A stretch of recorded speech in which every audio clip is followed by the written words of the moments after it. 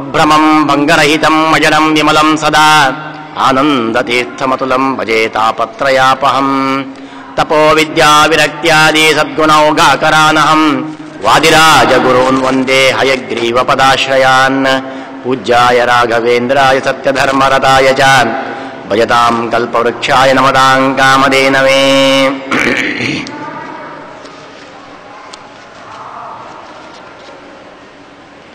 ರಮಾರಮಣಮಾನಮ್ಯ ಕ್ರಮಾನ್ ನತ್ವಾ ಗುರೂನಪಿ ಕರೋಮಿ ವಾದಿರಾಜೋಹಂ ಹರೇ ಸುಗುಣದರ್ಪಣಂ ಹರಿಭಕ್ತಿಲತಾಮೇತಾಂ ತುರಂಗವದನ ಪ್ರಿಯಾಂ ಕರೋತಿ ವಾದಿರಾಜೇಂದ್ರ ಸತಾಂ ಮುಕ್ತಿಫಲಾಪ್ತಯೇ.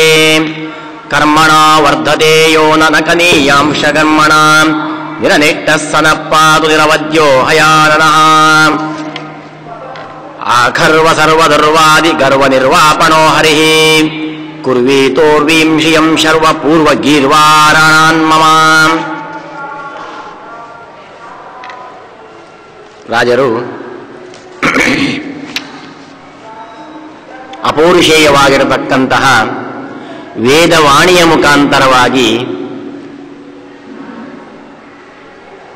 ಭಗವಂತನ ಮಹಿಮೆ, ರುದ್ರದೇವರು ತನ್ನ ಹೃದಯದ ಒಳಗಡೆಯಲ್ಲಿ ಇಂತಹ ಮುದ್ದು ನರಸಿಂಹನ ಆರಾಧನೆಯನ್ನು ಮಾಡ್ತಾ ಇದ್ದಾರೆ ಎಂಬಂತಹ ವಿಷಯವನ್ನು ತಿಳಿಸಿಕೊಟ್ಟಿದ್ದಾರೆ. ರಕ್ಷಣಾದ್ ಅಕ್ಷತ ಬಲಂ ಗೌರಿ ಸೌಭಾಗ್ಯದಾಯಕಂ ಸದಾ ಸ್ತುಹಿ ಮಹಾತ್ಮಾನಂ ನ ವಿಸ್ಮರ ಕದಾಚನ.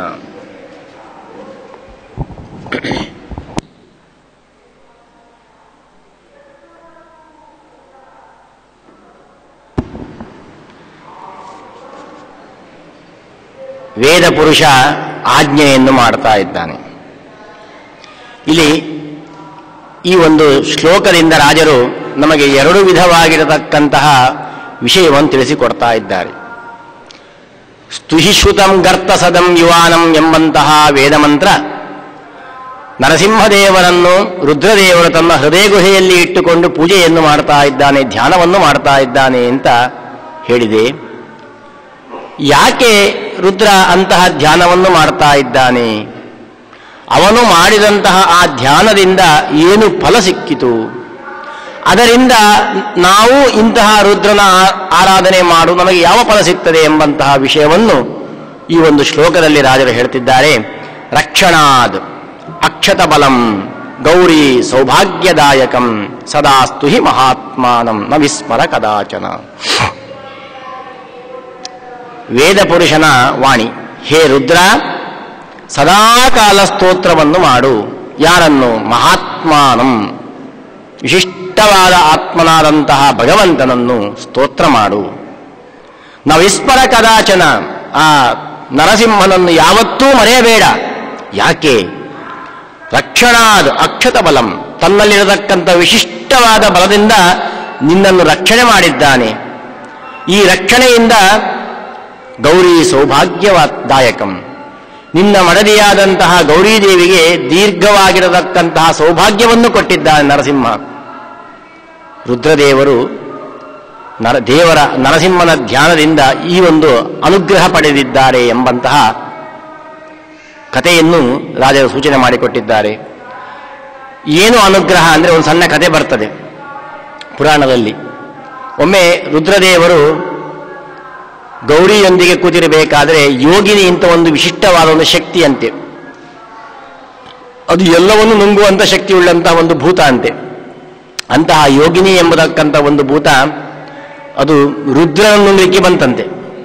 ರುದ್ರದೇವರಿಗೆ ಯುದ್ಧ ಮಾಡಿ ಏನು ಮಾಡಲಿಕ್ಕೆ ಆಗಿಲ್ಲಂತೆ ಆ ಯೋಗಿನಿ ಭೂತದೊಂದಿಗೆ. ರುದ್ರದೇವರು ಈ ತರ ಮಧ್ಯೆ ಮಧ್ಯೆ ತುಂಬಾ ಕಡೆಯಲ್ಲಿ ಅಸಹಾಯಕರಾಗ್ತಾರೆ, ಅಲ್ಲಲ್ಲಿ ಕಂಡು ಬರ್ತದೆ. ಆ ವೃಕಾಸುರ ಅಂದ್ರೆ ಭಸ್ಮಾಸುರನ ಕತೆ, ಹೀಗೆ ತುಂಬ ತ್ರಿಪುರ ಮಥನವಾಗುವಾಗಲೂ ಅಷ್ಟೇ ಬಹಳ ಸಮಸ್ಯೆ ಆಗ್ತದೆ. ಮತ್ತೆ ಭಗವಂತನೇ ಅಲ್ಲಿ ಗೋರೂಪದಿಂದ ಹೋಗಿ ಅಮೃತ ಭಾಂಡ ಖಾಲಿ ಮಾಡಬೇಕಾಯಿತು.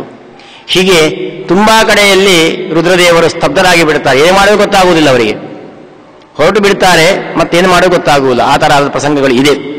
ಅದರಲ್ಲಿ ಒಂದು ಪ್ರಸಂಗ ಈ ಯೋಗಿನಿಯ ಪ್ರಸಂಗ. ಈ ಯೋಗಿನಿ ರುದ್ರ ನುಂಗಿಕೆ ಬರ್ತಾ ಉಂಟು. ರುದ್ರನಿಗೆ ಏನು ಮಾಡೋದಕ್ಕೆ ಆಗ್ತಿಲ್ಲ. ಗೌರಿದೇವಿ ನೋಡ್ತಾ ಇದ್ದಾಳಂತೆ, ಅಯ್ಯೋ ನನ್ನ ಗಂಡ ನಾಶ ಆಗ್ತಾ ಇದ್ದಾನೆ, ಗಂಡನನ್ನು ಈ ಯೋಗಿನಿ ನುಂಗ್ತಾ ಉಂಟು, ಏನು ಮಾಡುವುದು?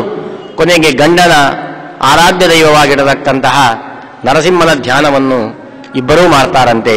ಮಾಡಿದ ಕೂಡಲೇ ನರಸಿಂಹ ಮೇಷರೂಪಿಯಾಗಿ ಬಂದು ವೃಷಭರೂಪಿಯಾಗಿ ಬಂದು ಆ ಯೋಗಿನಿಯನ್ನು ಸಂಹಾರ ಮಾಡಿದ್ದಾನೆ ಎಂಬತಕ್ಕಂತಹ ಕಥೆಯನ್ನು ನಾವು ಕೇಳಿದ್ದೇವೆ. ಅಂತಹ ಗೌರಿ ಸೌಭಾಗ್ಯದಾಯಕಂ. ಗೌರಿ ಪಾರ್ವತೀದೇವಿಗೆ ವೈಧವ್ಯ ಪ್ರಾಪ್ತಿಯಾಗುವ ಯೋಗ ಬಂದಿತ್ತಂತೆ. ಆವಾಗ ನರಸಿಂಹದೇವರು ತನ್ನ ಭಕ್ತನಾದಂತಹ ರುದ್ರನಿಗೆ ಯಾವತ್ತೂ ಕೂಡ ನಾಶ ಬರಬಾರದು, ತನ್ನ ಭಕ್ತೆಯಾದ ಗೌರಿದೇವಿಗೆ ಯಾವತ್ತೂ ಕೂಡ ವೈಧವ್ಯ ದೋಷ ಬರಬಾರದು ಎಂಬತಕ್ಕಂತಹ ದೃಷ್ಟಿಯಿಂದ ತಾನು ವೃಷಭರೂಪಿಯಾಗಿ ಬಂದು ಆ ಗೌರಿಯ ವಿಶೇಷವಾಗಿರತಕ್ಕಂಥ ಮಾಂಗಲ್ಯ ಭಾಗ್ಯವನ್ನು ಕರುಣಿಸಿಕೊಟ್ಟವನು ನರಸಿಂಹ. ಆದ್ದರಿಂದ ಮಾ ವಿಸ್ಮರ ಕದಾಚನ, ಅವನನ್ನು ಮರೆಯಬೇಡ, ಸ್ತೋತ್ರ ಮಾಡು ಅಂತ ವೇದ ಪುರುಷ ಇದನ್ನು ಇಟ್ಟುಕೊಂಡು ನಮಗೆ ಆಜ್ಞೆ ಮಾಡ್ತಾ ಇದ್ದಾನೆ. ಇಂತಹ ವಿಷ್ಣು ಭಕ್ತ ಆ ರುದ್ರದೇವ, ಹಾಗಾಗಿ ಅವನು ಮಹಾತ್ಮ. ಆದ್ದರಿಂದ ರಕ್ಷಣಾದ ಅಕ್ಷತ ಬಲಂ, ಯಾರು ಇಂತಹ ಪರಮ ವೈಷ್ಣವನಾದಂತಹ ರುದ್ರನನ್ನು ಆರಾಧನೆ ಮಾಡ್ತಾರೋ, ಧ್ಯಾನ ಮಾಡ್ತಾರೋ, ಅವರನ್ನು ರಕ್ಷಣೆ ಮಾಡುವುದರಿಂದ ಅಕ್ಷತವಾದಂತಹ ಬಲ ರುದ್ರನಿಗೆ ಬಂದಿದೆ ಅಂತೆ. ಈ ಬಲವನ್ನು ಕೊಟ್ಟವ ನರಸಿಂಹದೇವರು. ಗೌರಿ ಸೌಭಾಗ್ಯದಾಯಕಂ. ಗೌರಿ ಅಂದರೆ ಪಾರ್ವತೀ ದೇವಿ ಅಂತ ಅರ್ಥ ಇದ್ದ ಹಾಗೆ ಯಾರು ಪತಿವ್ರತೆಯರೋ ಅವರೆಲ್ಲ ಗೌರಿ ಅಂತ ಅರ್ಥ ಅಂತೆ. ಗೌರ ಅಂದ್ರೆ ಬಿಳಿ, ಬಿಳಿ ಬಣ್ಣ ಉಳ್ಳವರೆಲ್ಲ ಗೌರಿ. ಅಂದ್ರೆ ಮೈಯ ಬಿಳಿ ಬಣ್ಣ ಉಳ್ಳವರು ಗೌರಿ ಅಂತ ಅರ್ಥ ಅಲ್ಲ. ಮಾನಸಿಕವಾಗಿ ಯಾರು ಬಿಳಿಯಾಗಿದ್ದಾರೆ, ಸಾತ್ವಿಕರಾಗಿದ್ದಾರೆ, ಅವರೆಲ್ಲ ಗೌರಿ. ಮಾನಸಿಕದ ಬಿಳಿ ಬಣ್ಣ ಅಂದ್ರೆ ಒಳಗಡೆ ಇರತಕ್ಕಂಥ ಸಾತ್ವಿಕತೆ ಅಂತ ಅರ್ಥ ಅಂತೆ. ಅಂದ್ರೆ ಪತಿವ್ರತೆಯರು ಅಂತ ಅರ್ಥ. ಆದ್ದರಿಂದ ಪತಿವ್ರತೆಯರೆಲ್ಲ ಗೌರಿ ಪೂಜೆಯನ್ನು ಮಾಡ್ತಾರೆ. ಇಲ್ಲಿ ಘಟ್ಟದ ಕೆಳಗೆ ಆ ಸಂಪ್ರದಾಯ ಇಲ್ಲ, ಘಟ್ಟದ ಮೇಲೆ ಮಂಗಳ ಗೌರಿ ವ್ರತ ಅಂತ ಮಾಡ್ತಾರೆ. ಮದುವೆಯಾಗಿ ಬಂದ ಕೂಡಲೇ 5 ವರ್ಷ ಮುತ್ತೈದೆಯರು ಮಾಡಬೇಕು. ಯಾಕೆಂದ್ರೆ ವಿಶಿಷ್ಟವಾದಂತಹ ಪಾತಿವ್ರತ್ಯವನ್ನು, ಸೌಭಾಗ್ಯವನ್ನು ಆ ತಾಯಿ ಕರುಣಿಸಲಿ ಎಂಬ ದೃಷ್ಟಿಯಿಂದ ಮದುವೆಯಾದ ಸುರುವಿನಲ್ಲಿ 5 ವರ್ಷ ಆ ಮಂಗಳ ಗೌರಿ ವ್ರತವನ್ನು ಮಾಡಬೇಕು ಅಂತ ಹೇಳ್ತಾರೆ. ಮತ್ತೆ ಪ್ರತಿ ವರ್ಷ ಪ್ರತಿ ಮನೆಯಲ್ಲೂ ಕೂಡ ಅಲ್ಲಿ ಸ್ವರ್ಣಗೌರಿ, ಗಣೇಶ ಚತುರ್ಥಿ ಹಿಂದಿನ ದಿವಸ ಗೌರಿ ವ್ರತ ಏನಿದೆ ಅದನ್ನು ಪ್ರತಿಯೊಬ್ಬ ಮುತ್ತೈದೆಯೂ ಕೂಡ ಅಲ್ಲಿ ಮಾಡ್ತಾರೆ ಘಟ್ಟದ ಮೇಲೆ. ಯಾಕೆ ಅಂದರೆ ನಮ್ಮ ಪಾತಿವ್ರತ್ಯವನ್ನು ಉಳಿಸಿಕೊಡು, ನಮ್ಮ ಸೌಭಾಗ್ಯವನ್ನು ಉಳಿಸಿಕೊಡು ಅಂತ ಅವಳನ್ನು ಪ್ರಾರ್ಥನೆ ಮಾಡುವುದು. ಯಾರು ಪಾರ್ವತೀ ದೇವಿ ದೊಡ್ಡ ಗೌರಿ ಅವಳು. ಯಾಕೆಂದ್ರೆ ಶಿವನೇ ಪರೀಕ್ಷೆ ಮಾಡ್ತಾನಂತೆ. ಪುರಾಣಗಳಲ್ಲಿ ಬರ್ತದೆ, ಪಾರ್ವತೀ ದೇವಿಯನ್ನು ರುದ್ರನಿಂದ ಬೇರೆ ಮಾಡಬೇಕು ಅಂತ ರುದ್ರನೇ ಬೇರೆ ಬೇರೆ ರೂಪದಲ್ಲಿ ಬಂದು ಅವಳನ್ನು ಪರೀಕ್ಷೆ ಮಾಡ್ತಾರೆ. ರುದ್ರನಿಗೆ ಬೈಯುವುದು, ಅವನು ಸ್ಮಶಾನವಾಸಿ, ರುಂಡಮಾಲ, ಅವನಿಗೊಂದು ಮನೆಯೇ ಇಲ್ಲ ಅಂತವನನ್ನು, ದರಿದ್ರ ಅವನನ್ನು ಹೋಗಿ ಮದುವೆ ಆಗ್ತಾ ಇದ್ದಲ್ಲ, ತಸ್ಕರಾಣಾಂ ಪತಯೇ ನಮಃ ಅಂತ ಹೇಳ್ತಾರೆ. ಅವನನ್ನು ಮದುವೆ ಆಗ್ತೇನೆ, ಅವನು ಬಿಟ್ಟು ಬಿಡು ನೀನು ಅಂತ ಹೇಳಿದಾಗ ಅವಳು ಜೋರು ಮಾಡ್ತಾಳೆ, ಶಾಪ ಕೊಡ್ಲಿಕ್ಕೆ ಹೋಗ್ತಾಳೆ. ಅವಳದು ಒಂದೇ ಹಠ, ಆದರೆ ಮದುವೆ ನಾನು ರುದ್ರನನ್ನು, ನನಗಿದ್ರೆ ಮದುವೆನೇ ಬೇಡ, ನನಗೆ ಅವನೇ ಗಂಡ ಬೇಕು ಅಂತ ಹಠ ಮಾಡಿ ಅವನನ್ನು ಗಂಡನನ್ನಾಗಿ ಪಡೆದವಳು. ಆದ್ದರಿಂದ ಅವಳು ಗೌರಿ.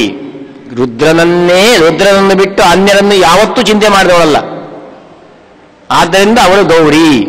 ಅಷ್ಟು ದೊಡ್ಡ ಪತಿವ್ರತೆಯಂತೆ ಅವಳು. ಅದು ಎಲ್ಲಾ ಪತಿವ್ರತ ಸ್ತ್ರೀಯರು ತಮ್ಮ ಪಾತಿವ್ರತ್ಯ, ತಮ್ಮ ಸೌಭಾಗ್ಯ, ತಮ್ಮ ಸೌಮಾಂಗಲ್ಯ ಇದೆಲ್ಲ ಉಳಿಯಬೇಕು ಅಂತಾದರೆ ಗೌರಿಯ ಆರಾಧನೆ ಮಾಡಬೇಕು. ದಾಂಪತ್ಯಾರ್ಥಂ ಉಮಾಂ ಸತೀಂ, ಒಳ್ಳೆಯ ದಾಂಪತ್ಯವನ್ನು ಅವಳು ಗೌರಿ ಕೊಡ್ತಾಳೆ. ಯಾಕೆ ಅವಳು ಗೌರಿ. ಸ್ತ್ರೀಯರ ಸಾತ್ವಿಕ ರೂಪಕ್ಕೆ ಪ್ರತೀಕವೇ ಗೌರಿ ಅಂತೆ.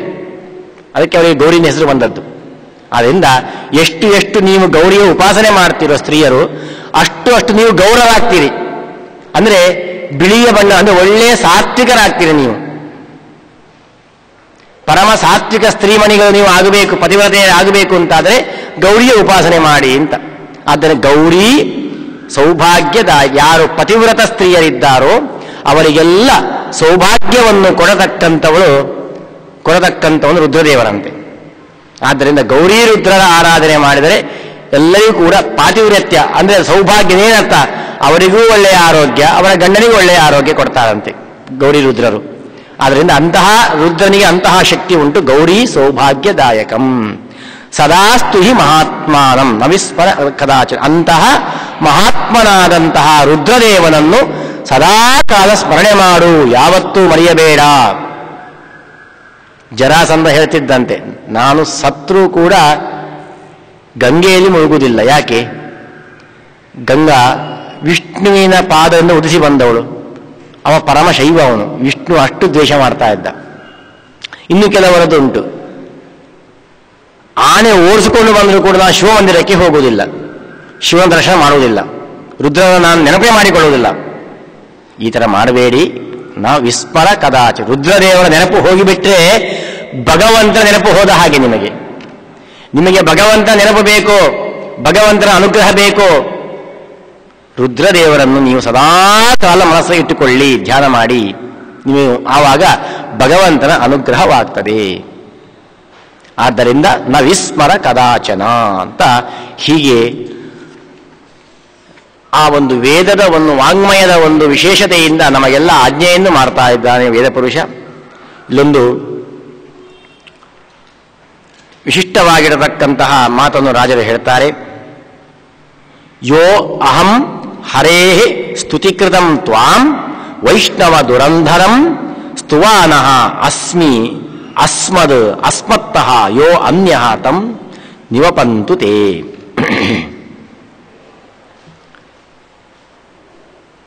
ಮೃಡಾಚರಿತ್ರೆ ರುದ್ರ ಸ್ತವಾನೋ ಅನ್ಯಂತೆ ಅಸ್ಮಿನ್ನು ವಪಂತು ಸೇನಾಹ ಅಂತ ಮಂತ್ರ ಹೇಳಿದ್ದು, ಯಾರು ಇಂತಹ ಹೃದಯ ಗುಹೆಯಲ್ಲಿ ಕೂತ ಭಗವಂತನನ್ನು ಧ್ಯಾನ ಮಾಡುವ ರುದ್ರನನ್ನು ಯಾರು ಆರಾಧನೆ ಮಾಡ್ತಾರೋ ಅವರ ಎಲ್ಲ ಭಯಂಕರವಾಗಿರತಕ್ಕಂತಹ ದೋಷವನ್ನು, ಭಯಂಕರವಾಗಿರತಕ್ಕಂತಹ ದುಃಖವನ್ನು ಪರಿಹಾರ ಅವನ ಸೇನೆಯವರು ಮಾಡ್ತಾರೆ. ಯಾಕೆ ಮಾಡ್ತಾ ಇದ್ದಾರೆ? ರುದ್ರನ ಗಣದವರು ಯಾವಾಗ ನಮ್ಮನ್ನು ಅನುಗ್ರಹ ಮಾಡ್ತಾರೆ? ಅದಕ್ಕೆ ರಾಜರು ಹೇಳ್ತಿದ್ದಾರೆ, ಯೋ ಅಹಂ ಹರೇಃ ಸ್ತುತಿಕೃತಂ ತ್ವಾಂ ವೈಷ್ಣವ ದುರಂಧರಂ. ರುದ್ರನನ್ನು ನಾವು ಯಾವ ರೀತಿಯಾಗಿ ಆರಾಧನೆ ಮಾಡಿದಾಗ ರುದ್ರನ ಗಣದವರು ನಮ್ಮನ್ನು ಅನುಗ್ರಹ ಮಾಡ್ತಾರೆ. ರುದ್ರನನ್ನು ಸ್ವತಂತ್ರವಾಗಿ ನೀನೇ ಸರ್ವೋತ್ತಮ, ನಿನ್ನ ಅಡಿಯಾಳು ವಿಷ್ಣು, ನಿನ್ನ ಅಡಿಯಾಳು ವಾಯು, ಬ್ರಹ್ಮ, ಹೀಗೆ ನಾವು ಉಪಾಸನೆ ಮಾಡಿದರೆ ರುದ್ರನಿಗೂ ಪ್ರೀತಿಯಾಗುವುದಿಲ್ಲ. ಆವಾಗ ರುದ್ರನ ಗಣದವರು ಸಿಟ್ಟು ಬಂದು ನಮ್ಮನ್ನು ನಾಶ ಮಾಡ್ತಾರೆ.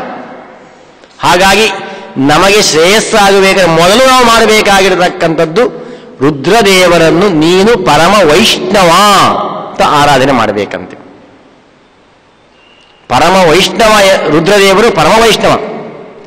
ಅದಕ್ಕೋಸ್ಕರವಾಗಿ ಅವರು ತಮ್ಮ ಹೆಸರನ್ನು ಶಿವ ಅಂತಿಟ್ಕೊಂಡಿದ್ದಾರೆ.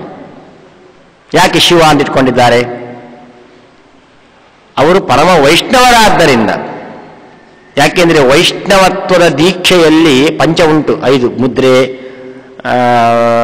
ಬೇರೆ ಬೇರೆ ಒಂದು ದೀಕ್ಷೆ. ಆ ದೀಕ್ಷೆಯಲ್ಲಿ ಭಗವಂತನ ಹೆಸರು ಇಟ್ಟುಕೊಳ್ಳುವುದು ಒಂದು ದೊಡ್ಡ ದೀಕ್ಷೆ, ವೈಷ್ಣವ ದೀಕ್ಷೆ. ಅದಕ್ಕೆ ನಾವು ನಾಮಕರಣ ಅಂತ ಮಾಡ್ತೇವೆ. ಸುಮ್ಮನೆ ಇವತ್ತು ದುರಂತ ಅಂತೇಳಿ ಮನೆಯ ಪ್ರಾಣಿಗಳಿಗೆ, ನಾಯಿಗೆ, ಬೆಕ್ಕಿಗೆ ದೇವರ ಹೆಸರು ಇಡ್ತಾರೆ. ನಾಯಿಗಳಿಗೆ ಇಡಬೇಕಾದ ಹೆಸರನ್ನು ತಮ್ಮ ಮಕ್ಕಳಿಗೆ ಇಡ್ತಾರೆ ಅಂತ ದುರಸ್ತ ಬಂದಿದೆ. ಯಾಕಂದ್ರೆ ಹೆಸರಿನ ಬಗ್ಗೆ ಅವರಿಗೆ ಪ್ರತಿಯೊಂದರಲ್ಲಿಯೂ ಕೂಡ ಲೌಕಿಕತೆ ಅಷ್ಟೇ, ಅಲೌಕಿಕದ ಬಗ್ಗೆ ಆಧ್ಯಾತ್ಮ ಚಿಂತನೆ ಇಲ್ಲ. ನಮ್ಮ ಆಚರಣೆ ವಿಚಾರಗಳು ಪ್ರತಿಯೊಂದೂ ಕೂಡ ಯಾವುದೂ ಕೂಡ ಸುಮ್ಮನೆ ಆಡಂಬ ವಿಡಂಬನೆ ಅಲ್ಲ. ಅದರಲ್ಲಿ ಪ್ರತಿಯೊಂದರಲ್ಲೂ ಅರ್ಥ ಇಟ್ಟಿದ್ದಾರೆ. ಒಂದೊಂದು ನಮ್ಮ ಆಚಾರ ವಿಚಾರ ಇವತ್ತೆಲ್ಲ ಇದು ಏನಾದರೂ ಒಂದು ಆಚಾರ ಹೇಳಿಬಿಟ್ರೆ ಅದನ್ನು ಟೀಕೆ ಮಾಡಿದರೆ ತೃಪ್ತಿ. ಆದರೆ ಸುಮ್ಮನೆ ಇಟ್ಟಿಲ್ಲ ಹಿಂದಿನ ಕಾಲದ ಒಂದೊಂದು ಆಚರಣೆಯನ್ನು ಕೂಡ ಪ್ರತಿಯೊಂದರಲ್ಲೂ ಕೂಡ ವಿಶಿಷ್ಟವಾಗಿರತಕ್ಕಂಥ ಅರ್ಥವನ್ನು ಇಡ್ತಾರೆ. ನೋಡಿ, ಒಂದು ನಿಮಗೆ ದೃಷ್ಟಾಂತ ಕೊಡ್ತೇನೆ. ನಮ್ಮಲ್ಲಿ ಆಚರಣೆ ಉಂಟು. ದೀಪಾವಳಿ ಹಬ್ಬ ದಿವಸ ಮನೆಗೆ ಮಗಳನ್ನು ಅಳಿಯನನ್ನು ಕರೆದು ಆವತ್ತು ತೈಲಾಭ್ಯಂಗನ ಸ್ನಾನ ಮಾಡಿಸಬೇಕು ಅಂತ ಎಲ್ಲ ಮನೆ ಇವತ್ತು ಮಾಡ್ತಾರೆ. ಯಾಕೆ ಮಾಡುವುದು? ಮಗಳನ್ನು ಅಳಿಯನನ್ನು ಯಾಕೆ ಕರೆದು ಮಾಡಬೇಕು? ಅದಕ್ಕೂ ಒಂದು ವಿಶಿಷ್ಟವಾದ ಅರ್ಥವನ್ನು, ಸುಮ್ಮನೆ ಅಲ್ಲ. ಯಾಕೆಂದ್ರೆ ನೋಡಿ, ಮದುವೆಯ ದಿವಸ ಸಮಾವರ್ತನೆ ಅಂತ ಮಾಡ್ತೇವೆ, ಕಾಶಿ ಯಾತ್ರೆ ಅಂತ ಕರೀತಾರೆ. ಆವತ್ತು ವರ ಕಾಶಿ ಯಾತ್ರೆ ಮಾಡ್ತಾನೆ, ಹೊರಡ್ತಾನೆ. ಅಹಂ ಕಾಶೀಂ ಗಮಿಷ್ಯಾಮಿ ತತ್ರೈವ ನಿವಸಾಮ್ಯಹಂ ಹೊರಡ್ತಾನೆ. ಉತ್ತರ ದಿಕ್ಕಿಗೆ ಹೆಜ್ಜೆ ಹಾಕಿ ಹೊರಡ್ತಾನೆ. ಆವಾಗ ಸೋದರ ಮಾವ ತಡಿತಾನೆ ಅಂತ ಇರುವುದು. ಸೋದರ ಮಾವ ಯಾಕೆ ತಡಿತಾನೆ? ಅವನು ಹೇಳ್ತಾನೆ, ನೋಡಪ್ಪ, ಕಾಶಿ ಯಾತ್ರೆ ಮಾಡಬೇಡ. ಯಾಕೆ? ನಿನಗೆ ಮದುವೆ ಆಗಲಿಲ್ಲ, ನಾನು ಹೆಣ್ಣು ನೋಡಿಟ್ಟಿದ್ದೇನೆ, ಒಂದು ಹೆಣ್ಣನ್ನು ಮದುವೆ ಆಗು, ಆಮೇಲೆ ಯಾವತ್ತಾದ್ರೂ ಮಕ್ಕಳ ಮೊಮ್ಮಕ್ಕಳಾದ್ಮೇಲೆ ಕಾಶಿಗೆ ಹೋಗು ಅಂತ ತಡಿತಾನೆ. ಅಲ್ಲಿ ಸೋದರ ಮಾವ ತಡೆಯುವುದು. ಆದರೆ ಯಾಕೆ ತಡಿದ? ನನ್ನ ಮಗಳನ್ನು ಕೊಡ್ತೇನೆ ಅಂತ. ದಕ್ಷಿಣದ ಭಾಗದಲ್ಲಿ, ಉತ್ತರದ ಭಾಗದಲ್ಲಿಲ್ಲ, ಸೋದರ ಮಾವನ ಮಗಳನ್ನೇ ಮದುವೆಯಾಗುವ ಸಂಪ್ರದಾಯ ಇತ್ತು. ಇವತ್ತು ಸೋದರ ಮಾವ ತಡೆದರೂ ಕೂಡ ಅದು ಯಾರು ತಡೆದ ಹಾಗೆ? ಹೆಣ್ಣು ಕೊಡುವವನು ತಡೆದ ಹಾಗೆ. ಅದು ತಡೆಯುವುದು ಸೋದರ ಮಾವ, ಪ್ರತಿನಿಧಿ ಅಷ್ಟೇ. ಅವನು ತಡೆದದ್ದು ಹೆಣ್ಣು ಕೊಡುವ ಮಾವ. ಅವನು ತಡೆದು ಮದುವೆ ಮಾಡಿರಬಹುದು ತನ್ನ ಮಗಳನ್ನು ಕೊಟ್ಟು. ಆದರೆ ಒಂದು ದೊಡ್ಡ ಪಾಪ ಅವನಿಗೆ ಬಂದಿದೆ ಆ ಸಂದರ್ಭದಲ್ಲಿ, ಮದುವೆ ಸಂದರ್ಭದಲ್ಲಿ. ಕಾಶಿ ಯಾತ್ರೆಗೆ ಹೊರಟದವನು ತಡೆದಾನಿಲ್ಲವೇನು? ಕಾಶಿ ಯಾತ್ರೆಗೆ ಹೊರಟದವನು ತಡೆಯುವುದು ದೊಡ್ಡ ಪಾಪ ಅಂತೆ. ಯಾಕೆ? ಗಂಗಾ ಸ್ನಾನಕ್ಕೆ ಹೊರಟಿದ್ದವನು, ಅವನನ್ನು ತಡೆದಿದ್ದಾನೆ. ಆದ್ದರಿಂದ ಆ ಪಾಪ ಯಾರು ಹೆಣ್ಣು ಕೊಟ್ಟಿದ್ದಾನೋ ಆ ಮಾವನಿಗೆ ಬಂದಿತ್ತಂತೆ. ಅವನು ಆ ಪಾಪವನ್ನು ಹೇಗೆ ಪರಿಹಾರ ಮಾಡಿಕೊಳ್ಳುವುದು? ನರಕ ಚತುರ್ದಶಿ ದಿವಸ ಪ್ರತಿಯೊಬ್ಬರ ಮನೆಯಲ್ಲಿ ಕೂಡ ಆ ಸೂರ್ಯ ಇದು ಚಂದ್ರೋದಯ ಸಂದರ್ಭದಲ್ಲಿ ಕೈಯಲ್ಲಿ ಹೇಳ್ತಾರೆ ಶಾಸ್ತ್ರದಲ್ಲಿ, ಕೈಯಲ್ಲಿ ಒಂದು ತಂಬಿಗೆ ನೀರು ಹಿಡಿದು ಹೇ ಗಂಗೆ ಅಂತ ಸ್ಮರಣೆ ಮಾಡಿದ್ರೆ ಸಾಕಂದೆ, ಆವತ್ತು ಅಲ್ಲಿ ಗಂಗೆ ಬಂದು ಕೂಡ್ತಾರಂತೆ. ಅಷ್ಟು ವಿಶಿಷ್ಟವಾದ ದಿವಸ ಆವತ್ತು ನರಕ ಚತುರ್ದಶಿ ದಿವಸ. ಅಂದರೆ ಭಗವಂತ ಸ್ತ್ರೀಯರಿಗೆ ಮೋಕ್ಷವನ್ನು ಕೊಟ್ಟ ದಿವಸ. ಆದ್ರಿಂದ ಗಂಗೆ ಅತ್ಯಂತ ತೃಪ್ತಳಾದ ದಿವಸ ಅಂತೆ ಅದು. ಆದ್ದರಿಂದ ಆ ದಿವಸ ಗಂಗೆಯನ್ನು ನೆನೆದ ಸಾಕಂತೆ. ಅದಕ್ಕೆ ಎಲ್ಲರೂ ಆವತ್ತು ಪ್ರತಿಯೊಬ್ಬರು ಎಷ್ಟು ಅಂದರೆ ಸೂತಿಕ ಇದ್ದರೂ ಕೂಡ, ಅಂದರೆ ಆಶೋಚ ಇದ್ದರೂ ಕೂಡ ಆವತ್ತಿನ ದಿವಸ ನೀವು ಅಭ್ಯಂಗನ ಮಾಡಿ ಸ್ನಾನ ಮಾಡಬೇಕು ಅಂತಾರೆ. ಯಾಕೆ ಅಂತ ಹೇಳಿದರೆ ಆವತ್ತು ವಿಶಿಷ್ಟವಾದ ದಿವಸ ಅದು. ಅಲ್ಲಿ ಗಂಗೆಯನ್ನು ಕರೆದು ಆ ದಿವಸ ಮಗಳು ಅಳಿಯನಿಗೆ ಗಂಗಾ ಸ್ನಾನವನ್ನು ಮಾಡಿಸ್ತಾನಂತೆ ಮಾವ. ಮಾಡಿಸಿ, ನಾನು ತಡೆದಂತಹ ಗಂಗಾ ಸ್ನಾನಕ್ಕೆ ನೀನು ಹೊರಟಿದ್ಯಪ್ಪ, ನಿನ್ನನ್ನು ತಡೆದ ಮಗಳನ್ನು ಕೊಟ್ಟು ಪಾಪ ಕಟ್ಟಿಕೊಂಡಿದ್ದೆ, ಅದು ಪರಿಹಾರವಾಗಲಿ ಎಂಬ ದೃಷ್ಟಿಯಿಂದ ಅವತ್ತು ಗಂಗಾ ಸ್ನಾನವನ್ನು ಮಾಡಿಸುವುದು ಅಂತ ಹೇಳ್ತಾರೆ.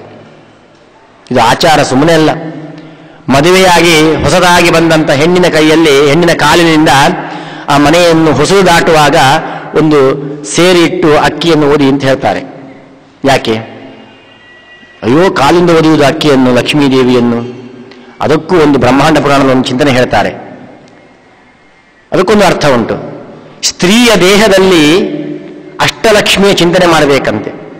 ಒಂದೊಂದು ಭಾಗ ಒಂದೊಂದು ಲಕ್ಷ್ಮಿಯ ಚಿಂತನೆ ಮಾಡಬೇಕಂತೆ. ಅದರಲ್ಲಿ ಅವಳ ಕಾಲಿನಲ್ಲಿ ಇರತಕ್ಕಂತಹ ಲಕ್ಷ್ಮಿ ಅಂದರೆ ಧಾನ್ಯ ಲಕ್ಷ್ಮಿ ಅಂತ ಚಿಂತನೆ ಮಾಡಿ ಅಂತಾರೆ. ಎಲ್ಲ ಮರ ಗಿಡಗಳನ್ನೆಲ್ಲ ಬೆಳೆಸುವಂತಹ ಲಕ್ಷ್ಮಿಯೇ ಧಾನ್ಯ ಲಕ್ಷ್ಮಿ.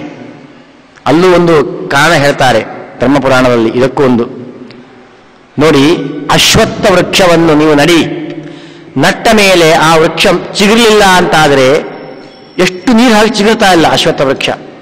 ಆವಾಗ ಒಂದು ಒಳ್ಳೆಯ ಪತಿವ್ರತಾ ಸ್ತ್ರೀಯನ್ನು ಕರ್ಕೊಂಡು ಹೋಗಿ ಅವಳ ಕಾಲಿನಿಂದ ಆ ವೃಕ್ಷವನ್ನು ತೊಳೆಯುವ ಹಾಗೆ ಮಾಡಿ ಮತ್ತೆ ಬೆಳೀತದೆ ಅಂತಾರೆ.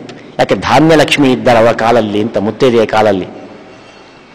ಆದ್ದರಿಂದ ಗೃಹ ಪ್ರವೇಶ ಸಂದರ್ಭದಲ್ಲಿ, ನೂತನವಾಗಿ ಗೃಹ ಪ್ರವೇಶ ಮಾಡುವಾಗ, ಅಂದರೆ ಸ್ತ್ರೀಯು ಮದುವೆಯಾಗಿ ಮನೆಯನ್ನು ಪ್ರವೇಶ ಮಾಡುವಾಗ ಕಾಲಿನಿಂದ ಆ ಧಾನ್ಯವನ್ನು ಒದೆಯುವುದು ಅಂತ ಹೇಳಿದರೆ, ಲಕ್ಷ್ಮಿ ಧಾನ್ಯ, ಸ್ತ್ರೀ ಮನೆಯನ್ನು ಪ್ರವೇಶ ಮಾಡಿದ ಸಂದರ್ಭದಲ್ಲಿ ಈ ಕಾಲಿನಿರತಕ್ಕಂತಹ ಲಕ್ಷ್ಮಿಯ ಅನುಗ್ರಹದಿಂದ ಮನೆಯಲ್ಲಿ ಧಾನ್ಯದ ಸಮೃದ್ಧಿ, ಬೇಕಾದಷ್ಟು ಸಂಪತ್ತು ಅಭಿವೃದ್ಧಿಯಾಗಲಿ, ಹೊಟ್ಟೆಗೆ ಏನೂ ಕಮ್ಮಿ ಇಲ್ಲದ ಹಾಗೆ ಆಗಲಿ, ಒಳ್ಳೆಯ ಆರೋಗ್ಯ ಅಭಿವೃದ್ಧಿಯಾಗಲಿ ಲಕ್ಷ್ಮಿಯ ಅನುಗ್ರಹದಿಂದ ಅಂತ ದೃಷ್ಟಿ. ಪ್ರತಿಯೊಂದು ನಮ್ಮ ಆಚರಣೆ ಅದು ಯಾವುದು ಕೂಡ ಮೂಢನಂಬಿಕೆ ಅಲ್ಲ. ಪ್ರತಿಯೊಂದಕ್ಕೂ ಕೂಡ ಒಂದೊಂದು ವಿಧವಾಗಿರತಕ್ಕಂತಹ ಶ್ರೇಷ್ಠತೆ ಎಂಬತಕ್ಕಂಥದ್ದು ಇತ್ತು. ಇವತ್ತೆಲ್ಲ ತುಂಬಾ ದೊಡ್ಡ ಪ್ರತಿಭಟನೆ ನಡೀತಾ ಉಂಟು, ಮನೆ ಸ್ನಾನ ಅಂತ. ಇದು ಇವತ್ತಿನ ಬಗ್ಗೆ, ಪ್ರಸ್ತುತ ಬಗ್ಗೆ ನಾನು ಯಾವ ಮಾತಾಡುವುದಿಲ್ಲ. ಹಿಂದೆ ಯಾಕೆ ಬಂತು ಅದರ ಬಗ್ಗೆ ಹೇಳಬಹುದು. ಎಂಜಿಲಿನ ಮೇಲೆ ಹುರುಳಾಡುವುದು ಅಂತ. ಯಾರು ವಿಪ್ರರು, ನಾನು ಬ್ರಾಹ್ಮಣರು ಅಂತ ಹೇಳುವುದಿಲ್ಲ, ವಿಪ್ರರು ಅಂತ ಕರೀತೇನೆ. ಯಾಕೆಂದರೆ ಬ್ರಾಹ್ಮಣಸ್ಯ ಶರೀರೋಯಂ ಕ್ಷುದ್ರ ಕಾಮಾಯ ನೇಷ್ಯತೆ. ಕ್ಷುದ್ರ ಕಾಮನೆ ಹೊತ್ತುಕೊಂಡ್ರೆ ಅಂಥವರಿಂದ ನಾನು ಹೇಳ್ತಿರೋದಲ್ಲ. ಸದಾಕಾಲ ತಪ ಜಪ ಅನುಷ್ಠಾನ ನಿರತರಾಗಿರತಕ್ಕಂಥ ವೇದ ಮಂತ್ರವನ್ನು ಸದಾಕಾಲ ಪಠನ ಮಾಡತಕ್ಕಂಥವರ ಉಚ್ಚಿಷ್ಟ ಎಂಜಲು, ಅಂದರೆ ವೇದ ಮಂತ್ರವನ್ನು ಪಾಠ ಮಾಡುವಾಗ ಅವರ ಬಾಯಿಂದ ಎಂಜಲು ಬಂದು ಕೂಡ ಅದು ಪರಮ ಪವಿತ್ರವಾಗಿರುತ್ತೆ. ಯಾಕೆಂದ್ರೆ ಅದು ಬಂದದ್ದು ಈ ವೇದ. ಅದು ಹೊರಗೆ. ಅಂತಹ ವೇದ ಮಂತ್ರವನ್ನು ಪಠನ ಮಾಡತಕ್ಕಂಥ ವಿಶಿಷ್ಟ ವೇದಾಭ್ಯಾಸನ ವಿಪ್ರತ್ವಂ. ಅಂತಹ ವಿಪ್ರ ರೇಂಜಿನಲ್ಲಿ ಹೊರನಾಡಿದಾಗ ರೋಗ ಪರಿಹಾರ ಆಗ್ತಾ ಇತ್ತು, ನಿಶ್ಚಯ ಅದು. ಯಾಕೆಂದರೆ ನಾಗದೇವರಿಗೆ ಅಂತಹ ಬ್ರಾಹ್ಮಣರು, ವೇದಾಧ್ಯಯನ ಮಾಡುವ ಬ್ರಾಹ್ಮಣ ಬಹಳ ಇಷ್ಟ. ಯಾಕೆಂದರೆ ನಾಗದೇವರ ಸಂಹಾರವಾಗ್ತಾ ಇತ್ತು ಜನಮೇಜಯ ಯಾಗದಲ್ಲಿ. ಆವಾಗ ಆಸ್ತಿಕ ಎಂಬಂಥ ವಿಶಿಷ್ಟನಾದಂತಹ ವೇದಾಧ್ಯಯನ ಮಾಡಿದ, ಅವನು ವೇದಾಧ್ಯಯನ ಮಾಡಿ ಹೊರಟ ಅಂತ ಹೇಳ್ತಾರಲ್ಲಿ ಪುರಾಣದಲ್ಲಿ. ಅವನು ಇದನ್ನು ತಡೀಬೇಕು ಅಂತ ಹೊರಟ. ಅವನು ಹೋಗಿ ಆಸ್ತಿಕಸ್ಯ ವಚನಂ ಶೃಣು ಹೇಳ್ತಾರಲ್ಲಿ, ಅಲ್ಲಿ ಹೋಗಿ ತಡೀತಾನೆ. ಹೋಗಿ ಮಾಡಬೇಡ, ನಾಗವಧೆಯನ್ನು ಮಾಡು, ನಿಲ್ಲಿಸು ನೀನು ಅಂತ ರಾಜನಿಗೆ ಹೇಳಿ, ಬುದ್ಧಿ ಹೇಳಿ ತಡೀತಾನೆ. ಹೀಗೆ ನಾಗವಧೆಯನ್ನು ನಿಲ್ಲಿಸಿದವನು ವಿಶಿಷ್ಟವಾದಂತಹ ವೇದಾಧ್ಯಯನವನ್ನು ಮಾಡಿದಂತಹ ಬ್ರಹ್ಮ ವರ್ಚಸ್ಸು ತುಂಬಿದಂಥ ಒಬ್ಬ ಬ್ರಾಹ್ಮಣ. ಆದ್ದರಿಂದ ಅಂತಹ ಬ್ರಾಹ್ಮಣರು ನಾಗನಿಗೆ ಅತ್ಯಂತ ಪ್ರಿಯರು. ಆದ್ದರಿಂದ ಇವತ್ತೇ ಹೇಳ್ತಿಲ್ಲ ನಾನು, ಅಂತಹ ಬ್ರಾಹ್ಮಣರ ಎಂಜಿನಲ್ಲಿ ಹೊರಲಾಡಿದಾಗ ರೋಗ ಪರಿಹಾರ ಆಗ್ತಿತ್ತು. ಇವತ್ತಿಗೆ ಅದು ಎಷ್ಟು ಪ್ರಸ್ತುತ ಅವರವರ ಇಚ್ಛೆಗೆ ಬಿಟ್ಟದ್ದು. ಅಂತೂ ಆಚಾರದಲ್ಲಿ ಯಾವ ದೋಷವೂ ಇರಲಿಲ್ಲ ಆವಾಗ. ಹೀಗೆ ನಮ್ಮ ಪ್ರತಿಯೊಂದು ಆಚಾರವೂ ಕೂಡ ಅದು ತುಂಬ ನಮ್ಮನ್ನು ಪರಿಶುದ್ಧ ಮಾಡತಕ್ಕಂಥದ್ದು. ನಾವು ಯಾವತ್ತೂ ಕೂಡ ಮಡಿ ಅಂದರೆ ಏನು? ಶುದ್ಧ ಅಂತ ಅರ್ಥ. ದೇವರ ಪೂಜೆಯನ್ನು ಮಾಡುವಾಗ ನಾವು ಯಾರು ಮುಟ್ಟಬಾರದು ಅಂತ ಹೋಗ್ತೇವೆ. ಯಾಕೆ ಮುಟ್ಟಬಾರದು? ಬಹಳ ಸೈಂಟಿಫಿಕ್ ಆಗಿ ಕೂಡ ಅದಕ್ಕೆ ಕಾರಣ ಉಂಟು, ಸುಮ್ಮನೆ ಅಲ್ಲ.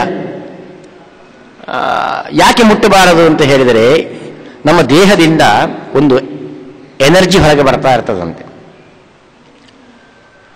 ಅದು ಬ್ಯಾಡ್ ಎನರ್ಜಿ, ಗುಡ್ ಎನರ್ಜಿ ಅಂತ ಇರ್ತದೆ, ಎರಡು ಎನರ್ಜಿ ಇರ್ತದೆ. ಅದು 12 ಅಂಗುಲ ಅದರದ್ದು ವಿಸ್ತಾರ ಇರ್ತದೆ. ಆದ್ದರಿಂದ ಅದರ ಒಂದು ಪರಿಣಾಮ ನಮಗೂ ಆಗ್ತಾ ಇರ್ತದೆ, ಮತ್ತೊಬ್ಬನಿಗೆ ಆಗ್ತಿರ್ತದಂತೆ ಅದರ ಪರಿಣಾಮ. ಅದು ಯಾವುದರ ಮೇಲೆ ಅವನ ಎನರ್ಜಿ, ಅವನ ಹತ್ತಿರ ಇರತಕ್ಕಂಥ ಅಕ್ಕಿಯ ಮೇಲೆ, ಧಾನ್ಯದ ಮೇಲೆ, ಬೇಳೆ ಮೇಲೆ ಆ ಎನರ್ಜಿ ಬೀಳಬಹುದು, ಅದು ಹೇಳ್ಕೊಳ್ತದೆ. ಅದು ಆಮೇಲೆ ಆ ಬುದ್ಧಿಯಿಂದ ಪರಿಣಾಮ ಬೇರೆ ಮಾಡ್ಬೋದು ನಮ್ಮನ್ನು. ಹೀಗೆ ನಾವು ಪೂಜೆಗೆ ಹೋಗುವಾಗ ತಾಕೊಂಡು ಹೋದರೆ ಆ ಬ್ಯಾಡ್ ಎನರ್ಜಿ ಮೈಗೆ ಬಂದು ದೇವರ ಒಳಗಾದರೂ, ಹೊರಗಂತೂ ಉಂಟು ಚಿಂತನೆ ಮಾಡುವುದು, ಕೆಟ್ಟ ಚಿಂತನೆ. ದೇವರ ಕೋಣೆಯ ಒಳಗಾದರೂ ಕನಿಷ್ಠ ಅಷ್ಟು ಹೊತ್ತಾದರೂ ಒಳ್ಳೆಯ ಚಿಂತನೆ ಮಾಡೋಣ. ಆ ದೃಷ್ಟಿಯಿಂದ ಯಾರನ್ನು ಮುಟ್ಟುವುದು ಬೇಡ ಅಂತ. ಊಟ ಮಾಡುವಾಗ ನಿಜವಾಗಿಯೂ ಕೂಡ ಶಾಸ್ತ್ರ ಹೇಳ್ತದೆ, ಊಟಕ್ಕೆ ಕೂತಾಗ ಒಬ್ಬ ಮನುಷ್ಯ ಊಟಕ್ಕೆ ಕೂತ ಮೇಲೆ ಅಷ್ಟೇ ಜಾಗ, ಅವನ ಎಷ್ಟು ವಿಸ್ತಾರ ಉಂಟು ಅವನು ಕೂತದ್ದು ಅಷ್ಟು ಜಾಗ ಬಿಟ್ಟು ಮತ್ತೆ ಎಲೆ ಹಾಕ್ಬೇಕು ಇನ್ನೊಂದು ಜಾಗ. ಯಾಕೆಂದರೆ ಶಾಸ್ತ್ರ ಹೇಳ್ತದೆ, ಅವನ ಬಿಂಬರೂಪಿಯಾದ ಭಗವಂತ ಪಕ್ಕದಲ್ಲಿ ಕೂತ್ಕೊಂಡು ಊಟ ಮಾಡ್ತಾ ಇರ್ತಾನೆ, ಅದಕ್ಕೋಸ್ಕರವಾಗಿ ಅದನ್ನು ಅಷ್ಟು ಜಾಗ ಬಿಟ್ಟು ಇನ್ನೊಂದು ಎಲೆ ಹಾಕು ಅಂತ. ಆದರೆ ಅದಕ್ಕೂ ಕಾರಣ ಏನು ಅಂತ ಹೇಳಿದ್ರೆ, ಪರಸ್ಪರ ಊಟ ಮಾಡುವಾಗ ಮೈ ತಾಕೊಂಡು ಊಟ ಮಾಡಬಾರದು.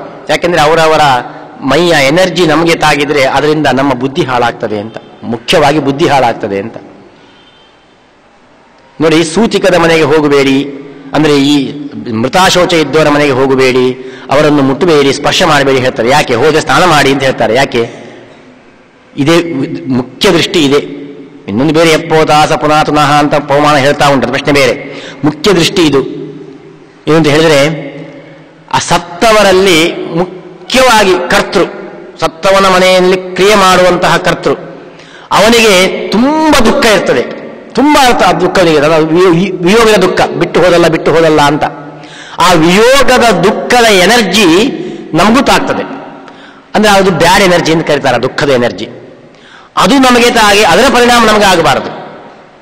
ನೋಡಿ, ಈ ಮಾತು ನಾನು ಸುಮ್ಮನೆ ಹೇಳ್ತಿಲ್ಲ. ಈ ಎನರ್ಜಿ, ಬ್ಯಾಡ್ ಎನರ್ಜಿಗಳನ್ನು ಭೀಷ್ಮಾಚಾರ್ಯ ಹೇಳಿದ್ದಾರೆ ಹಿಂದೆ, ಇವತ್ತಲ್ಲ. ಮಹಾಭಾರತದ ಭೀಷ್ಮಾಚಾರ್ಯ ಹೇಳಿದಂಥ ಮಾತು. ಅವರು ಏನು ಹೇಳ್ತಾರೆ ಅಂದರೆ, ಅವರು ಶರಶೈಯಲ್ಲಿ ಮಲಗಿರ್ತಾರೆ. ಮಲಗಿದಾಗ ಕೃಷ್ಣ ಧರ್ಮರಾಜನ ಸಂಶಯಗಳನ್ನು ಪರಿಹಾರ ಮಾಡುವುದಕ್ಕೆ ಭೀಷ್ಮಾಚಾರ್ಯ ಕರ್ಕೊಂಡು ಹೋಗ್ತಾನೆ ಧರ್ಮರಾಜನ ಭೀಷ್ಮಾಚಾರ್ಯ ಹತ್ರ. ಆವಾಗ ಭೀಷ್ಮಾಚಾರ್ಯರು ಒಳ್ಳೆ ಉಪದೇಶ ಮಾಡ್ತಾ ಇದ್ದಾರೆ. ವಿಷ್ಣು ಸಹಸ್ರನಾಮೆಲ್ಲ ಅವಾಗನೇ ಆದದ್ದು. ಬಹಳ ಒಳ್ಳೆ ಧರ್ಮದ ಉಪದೇಶ ಮಾಡ್ತಾರೆ. ಆ ಉಪದೇಶ ಮಾಡುವಾಗ ದ್ರೌಪದಿ ನಗಾಡ್ತಾಳಂತೆ. ಭೀಷ್ಮಾಚಾರ್ಯಗೆ ಆಶ್ಚರ್ಯವಾಗ್ತದೆ, ಯಾಕಮ್ಮ ನಗಾಡಿದಿ ಅಂತ ಕೇಳ್ತಾರೆ. ಅದಕ್ಕೆ ಅವರು ಹೇಳ್ತಾರೆ, ದ್ರೌಪದಿ, ಆಚಾರ್ಯರೇ, ತುಂಬ ಒಳ್ಳೆ ಉಪದೇಶ ಮಾಡ್ತಾ ಇದ್ದೆ, ಸಂತೋಷ ಆಯ್ತು ನನಗೆ. ಆದರೆ ನಿಮ್ಮ ಈ ಬುದ್ಧಿ, ಇಷ್ಟೆಲ್ಲ ಉಪದೇಶ ಮಾಡುವ ಬುದ್ಧಿ ಆವತ್ತು ಎಲ್ಲಿ ಹೋಗಿತ್ತು? ನನ್ನ ವಸ್ತ್ರಾಪಹಾರ ಆಗುವಾಗ ಎಲ್ಲಿ ಹೋಗಿತ್ತು ಈ ಬುದ್ಧಿ? ಇವತ್ತು ಯಾಕೆ ಈ ಬುದ್ಧಿ ಬಂತು ನಿಮಗೆ ಅಂತ ಪ್ರಶ್ನೆ ಮಾಡ್ತಾಳಂತೆ. ಆವಾಗ ಭೀಷ್ಮಾಚಾರ್ಯ ಹೇಳ್ತಾರೆ, ಹೌದಮ್ಮ, ನಾನು ತಪ್ಪು ಮಾಡಿದ್ದೇನೆ, ಖಂಡಿತ ತಪ್ಪು ಮಾಡಿದ್ದೆ. ಆವಾಗ ನಾನು ಸುಮ್ಮನೆ ಇದ್ದು ತಪ್ಪು ಮಾಡಿದ್ದೆ. ಯಾಕೆ ನನಗೆ ಆ ಬುದ್ಧಿ ಬಂತು? ಯಾಕೆ ಬುದ್ಧಿ ಬಂತು ಅಂತ ಹೇಳಿದರೆ, ಆವತ್ತು ನಾನು ದುರ್ಯೋಧನನ ಸಂಸರ್ಗದಲ್ಲಿ ಇದ್ದೆ, ಅವನ ಅನ್ನವನ್ನು ತಿಂತಾ ಇದ್ದೆ.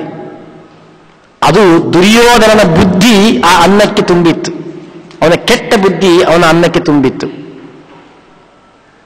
ಆದ್ದರಿಂದ ಅದಕ್ಕೆ ಕೃಷ್ಣ ನೋಡಿ ಸಂಧಾನಕ್ಕೆ ಹೋದಾಗ ಯಾರ ಮನೆಯ ಊಟ ನನಗೆ ಬೇಡ ಅಂತಾನವನು. ಇದೇ ಕಾರಣ, ಎಲ್ಲವೂ ಕೆಟ್ಟ ಅನ್ನ. ಅದಕ್ಕೆ ವಿದುರನ ಮನೆಗೆ ಹೋಗ್ತಾನೆ. ವಿದುರನೊಬ್ಬ ಪ್ರತಿಭಟನೆ ಮಾಡಿದವನು, ಅವನೊಬ್ಬ ದುರ್ಯೋಧನ ಹಂಗಲ್ಲಿ ಇರಲಿಲ್ಲ. ಇವರೆಲ್ಲ ದುರ್ಯೋಧನ ಹಂಗಲ್ಲಿ ಕೂತು ಬಿಟ್ಟಿದ್ದರು. ಅವನ ಬುದ್ಧಿ, ಅವನ ಮೈಯಿಂದ ಹೊರಗೆ ಬರತಕ್ಕಂಥ ಕೆಟ್ಟ ಬುದ್ಧಿಗಳು